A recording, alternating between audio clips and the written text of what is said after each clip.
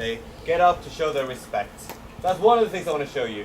The other thing I want to show you is this little thing. Who has any idea what this might be? The naughty stuff. It's not the naughty stuff.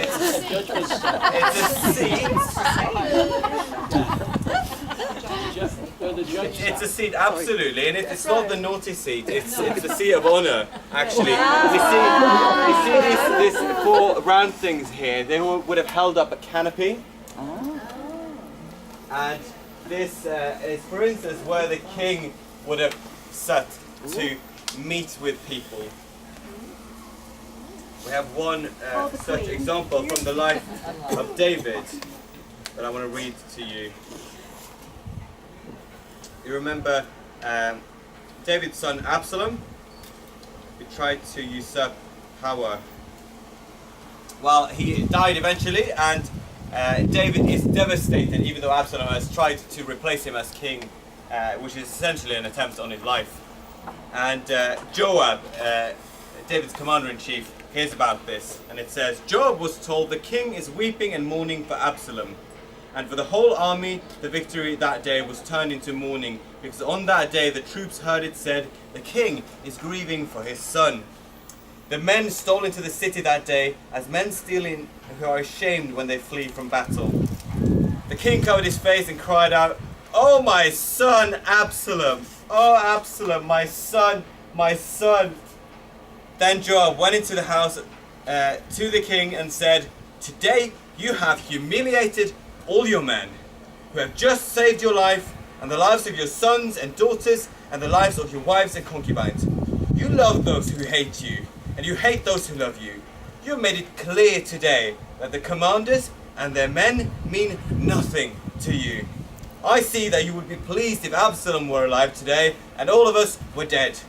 Now go out and encourage your men. I swear by the Lord that if you don't go out, not a man will be left with you by nightfall. This will be worse for you than all the calamities that have come on you from your youth till now." So the king got up and took his seat in the gateway. When the men were told, "The king is sitting in the gateway," they all came before him. Wow. It's quite a royal telling off, isn't it? Yeah. But you see the point that the king could come out to the gate and the people would pass him and he would greet them. I don't know, maybe shake their hands, maybe, I don't know, give them a kiss, who knows? But he would come and he would greet them here. Over here, we have a place which would have been actually it might be over there. I'm slightly confused about this. It might be that thing over there.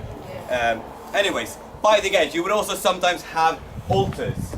And King Josiah, who lived slightly later, he was one of the great reformers of the Old Testament. And he rediscovers the law and he reads it through and he's appalled at how the people aren't following the law. And so he tears down all these alternative sites of worship, all these high places, including shrines at the gates. He also drives out the prostitutes who were holding court in the temple.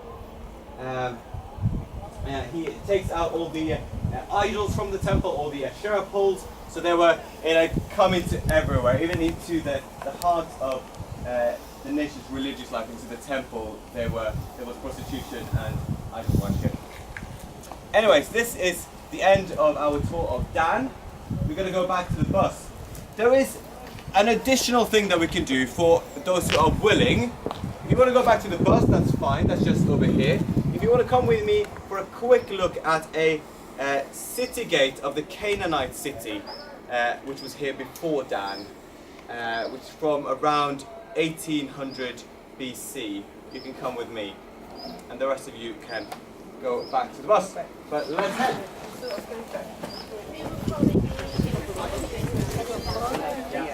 It's heading the same way.